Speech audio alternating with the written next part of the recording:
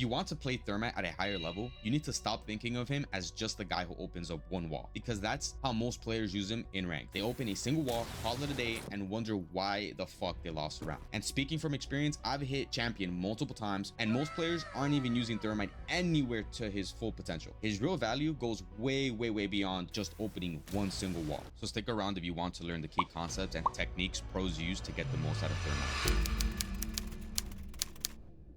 Let's start by breaking down what ghost pressure actually means. It's the idea of creating pressure across multiple areas of the map without fully committing to one push. So the goal is to make the defense second guess everything, where you're coming from and what you're opening, and where the real hit is going to happen. As more time passes throughout the round, defenders are forced to worry about more angles, more openings, and more possibilities. That's what creates mistakes. And Thermite is perfect for this. Take Clubhouse for example. Let's say you're attacking CCTV/cache. How do you maximize pressure with Thermite? Look at his kit. You've got 3 exothermic charges and a secondary shotgun, which means you can open multiple key walls and even create your own routes if needed. With that kind of flexibility, Thermite can apply pressure across the map almost by himself, and I'll show you exactly how to do it. Let's start off by getting the main wall. Once you grab main wall, you're gonna rotate around, and you can then get con single. Once you get con single, the defenders are gonna have to worry about now main wall and also con single. And lastly, you can go ahead and breach the cache single wall to now fully have maximum amount of ghost pressure onto the enemy team. With this, you have on single, cache wall broken, and also the main wall broken. Defenders are going to have to worry about multiple different angles and multiple different locations that the attackers can now push from. This is how to create proper ghost pressure. Now let's get into the creative territory of how Thermite can be used to open multiple walls with just one exothermic charge. This is a concept that not many people really use, and it's very strong on specific maps. So for example, let's use Clubhouse again as an example. There is this con single wall, and if you put your Thermite charge as far as you can on this con single wall, as you can see, this is completely like not broken, and then now you could go ahead and breach this with one Thermite charge, right? Not only that, but you also have the hatch. Now this is a very common example, most people know this already, but stick around, I will be showing you other good versions of this trick that you could use for other maps. So for example, let's say this hatch is reinforced, it has a K-claw, you can't get it, your teammates are not helping you. Well, with this Thermite charge, you could just easily break that, right? You could, obviously the defenders can shoot it from below, but this is just an example.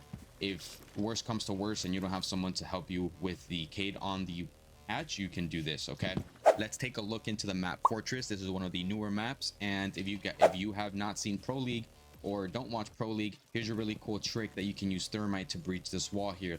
Normally this wall is completely reinforced if the defenders are holding into bathroom and they're holding this side of the map and you want to try to plant the bomb. You probably can't sometimes because they have a Cade or they have a tuber out and a bandit, and it's just impossible to get this even though you have Thatcher. Let's say you're solo queuing, you don't have people to help you and your teammates are not being useful. Well, you could go ahead and go to this wall here in dormitory, put it as far as you can to the left, and once you do that, they'll go ahead and breach the wall even if it's reinforced or electrified. So let's take a look into the map Oregon. In the map Oregon, let's say you want to go ahead and attack the kitchen side, but this wall is bandited or caded, and you just want to breach the wall. You can go ahead and put a Thermite charge right up here, and this will go ahead and break this wall completely up for you, giving you a nice little cover as well, so you can push up instead of breaching the entirety of the wall. And another really cool one that you could do as well is place one right here in Dorm's hallway by the big window here and breach this wall.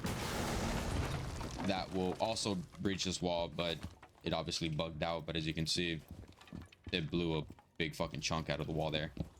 That normally does not happen. It should break the entirety. And if you go ahead and place one right here, it should also break the wall here. There it is. And let's say you're going to be pushing onto the top floor in Oregon. If this wall is caded off or bandited, you can put the thermite as close as you can to the left here, and it'll also break the wall, as you can see, allowing you to shoot the bandits. If there's a cave claw that's up on the ceiling, then you're probably gonna have to go below and shoot it from the below, but that's another way you can break that. Lastly, if you place one thermite charge here on this top main stairs, you'll be able to break, as you can see, the wall here. This is really nice because if you want to breach that wall, you'll have to expose yourself to this hallway. I mean, I guess you could just smoke it off, right, and hope that they don't push you and then thermite it, but from up here it's pretty safe. You get a nice vert and you're doing it safely compared to like any other sections. That's it for today's video. I hope you enjoyed it. There's a lot more examples I could go over, but that would turn this into a much longer breakdown. The goal here was to give you a solid understanding of how to use thermite effectively and start applying that ghost pressure in your own games. And if you found this helpful, make sure to like, subscribe, and share it with your team. And if there's anything else you want me to cover, drop it in the comments. I'm always down to break down more strategies and concepts in future videos. And thank you all for helping me reach 300 subscribers. I really appreciate the support. Next goal is 500, so if you enjoy the content and want to help the channel grow, it means a lot. So please go ahead and subscribe, and I'll catch you on in the next one.